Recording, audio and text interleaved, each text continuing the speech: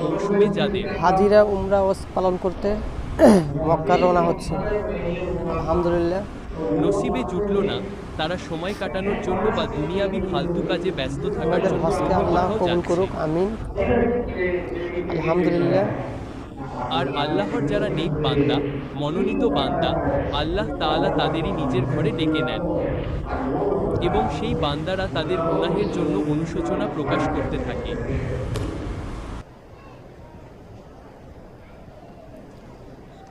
উমরা হজ পালনে হাজিরা রওনা হচ্ছেন। আলহামদুলিল্লাহ, মাশাআল্লাহ।